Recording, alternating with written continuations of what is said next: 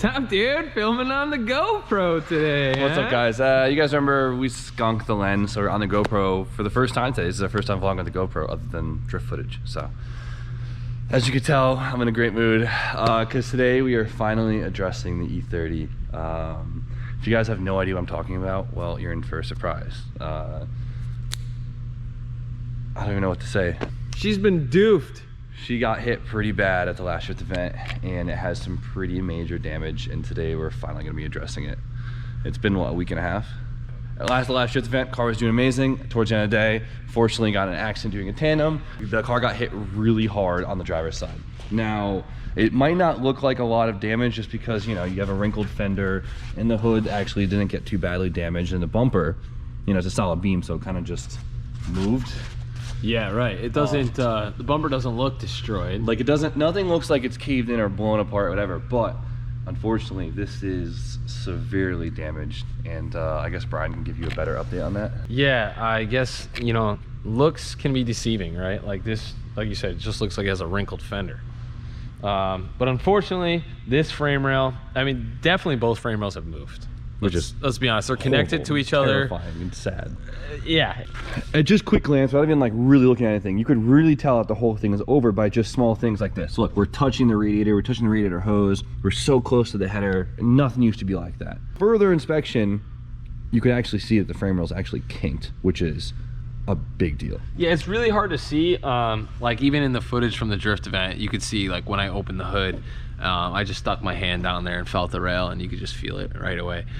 But this whole area of the car, this entire rail, apron, you know, wheelhouse, assembly is over at the front. And because of that kink, like, it's hard to keep driving on it and not worry about it.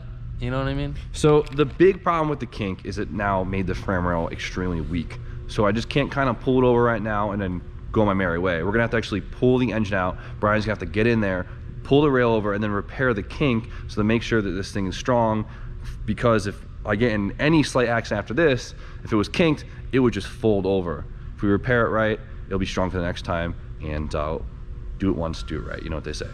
yeah, exactly. Plus, this thing looks dookie. It does. It looks like it got punched in the face. Such bullshit. I'm so mad about this. But so today, that we bring the E30 back to its former glory. She deserves it. So first step to all of this is pulling the engine and getting it ready to bring to the frame machine.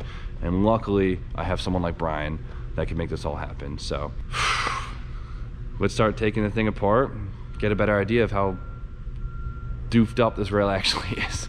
You can, when we get the motor out, you'll be able to tell really easily, because these frame rails are dead flat on the side. Oh, great. And that is not at all. I was hoping to never have to pull this engine all season, but look at that.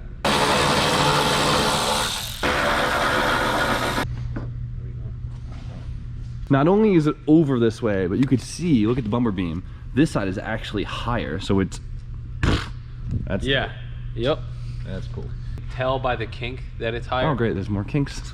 Well, there's that one. There's a nice kink there. There's one there. That's dope. What else is there? That's a nice kink. There's several on the top of this. Oh yep, look at all those. That's, you can almost see a bow in the rail. oh yeah, that's, love that.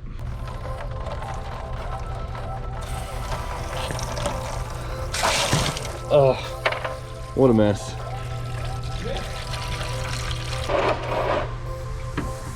Oh, this used to come out. It was tight, but it used to come out.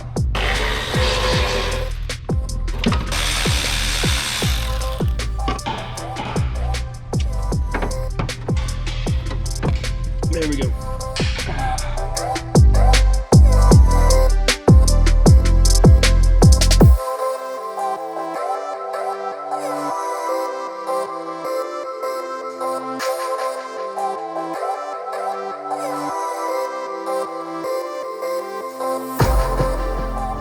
So intake's off, and that's where BMW hides all this big nasty mess. So I'm actually gonna take the engine harness off the engine, kind of drape it onto the window, just leave it there. I think it's easier in this car just because it is all so entangled. So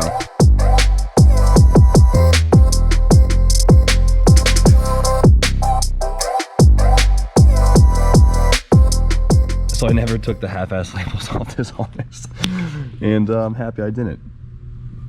All right, so everything in the engine bay is disconnected besides the engine mounts, which is awesome. So now we have to do the annoying stuff and go underneath, remove the drive shaft, disconnect the shifter, unbolt the exhaust, and then the trans mount, hook it up, and we could hopefully pull it out. Yeah, but I figured, hey, let's not just, you know, I figured let's dip into some other content right now and show off some little B-haul work right here. Oh, really? So you guys know the Mark II. This has been like the little side project for Brian for the last like couple months. You like give a couple minutes here and there on your lunch break. I've built this car on my lunch breaks. Literally, which is hilarious because it's so true. And we've just been dabbling in here and there, and Brian decided to finally deal with the wiring today and like kind of wrapping everything up, rerouted a bunch of stuff, ran some P-clamps, and it looks good, dude. Thank you, thank you. It's getting there. I've already like had this whole thing together and then taken it apart. The wiring was the last thing I wanted to do because I wanted to get everything in there and in my way so that I can get around it. So just check it out. So the wiring is like, I think you're a couple minutes away from being done with the wiring, done. It's pretty much done. I mean, once the radiator support goes in, then my headlight relays can go in their final spot. So all the 80s cars in here gets an update today. Here we go. Oh, true. The boxy ass 80s cars. So the plan actually is the E36 should be rolling under its own weight and everything, hopefully by tomorrow night, if not the next day. So we're gonna get that off the lift and put this on there and we'll finish it up. Yeah, because I got a bunch of like brakes and suspension crap I gotta do to this thing, plus the fuel pump. And we'll first test drive soon. Yeah, she's getting real close, so I'm getting more and more excited every day.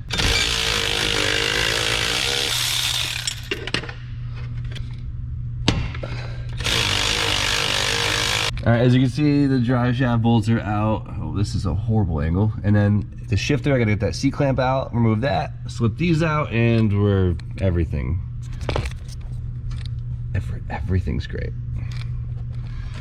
You having fun, Bri? Dude, I'm having some fun over here. I'm having so much fun. I can tell by the sound of your voice. All right, B, it's time. I'm ready. All right. Are you ready? No. I didn't do anything. I'm not ready. To tell you the truth, I didn't think this motor would ever have to come out all season. That was my goal. Well, that was a good goal. Yeah, let's just... Man, the crane. We got the GoPro. Should we do like a funny angle? No, it's just... No, you hold the thing and then pass it to me when you need your hands, and then we'll just... That's how all the pro YouTubers do it, I think. Is that really what they... Yeah. Well, clearly I'm not one of them. I'll use my handy dandy tripod. Ready?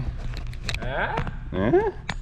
Well, dude, GoProing is like a whole different lifestyle. We're good. Oh, speaking of which, pause. What happened? What did I forget? Get the GoPro. No. No, don't. It's not what you forgot. It's what happened during the accident. No. Is it bad? It's a broken motor mount. I was waiting for that too. No. I was looking for it on that side. No. It did break. Yep. Are you kidding me? That's crazy. All the way around. The whole entire thing is broken. No way. Is that common? Yeah, it happens all the time. Do you think the frame hit the engine, or do you think the impact broke it? It's the impact. I mean, the whole thing is bolted together. I don't know. That's ridiculous. It could be just from the frame moving. It could be from a little tweakage, but it's probably mostly just impact. They're cast aluminum. Yeah. Like every Honda ever breaks the passenger side motor mount in an accident. This thing, I was expecting that one, but I'm not surprised. Well, add that to the list of things that are broken. Unreal. All right, here you go, B. Show the guys. Unreal. That is just... It's great, you know? Everything's so good. Nice. Even the exhaust. So I never took the engine out with the headers attached. It's a tight fit, so hopefully it gives us no issues.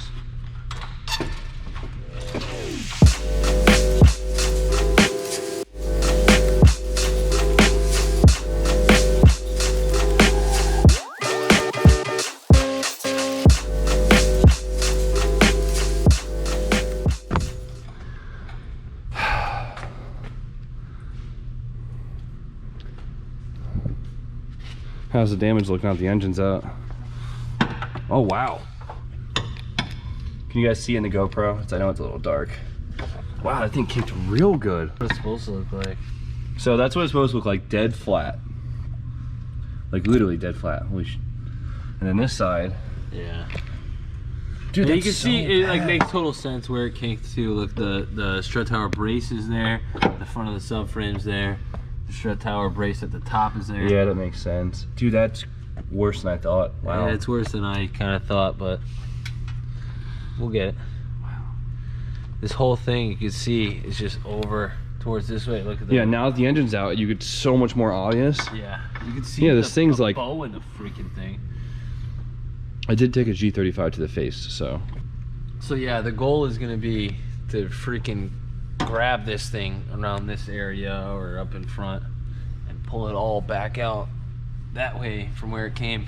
And then at the same time, work this buckle out as best we can. And if we have to get into it, we'll have to get into it, but.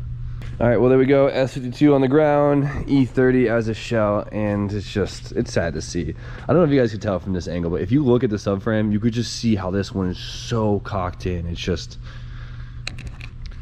weird to see. But it's part of the game. We'll get it straight. By we, I mean Brian, because Brian's got the magic touch there. I got you, kid. So, dude, like, oh my God, if you stand right here, I know. Like, it's so crooked. I know. Like, you couldn't tell with the engine in. Oh, I need to stop looking at this. But, okay. We're pointing in the same direction right now. Like, this one's supposed to be going out a little bit, it looks like. That or this one's just over quite a bit. Yeah, this one's probably over a little bit. All right, well, I'm going to stop looking at it. I'm going to stuff it in the corner, and then when Brian says it's ready, we're going to bring it over to the frame machine. And I don't know if we could... Do you think we'll be able to film it or not?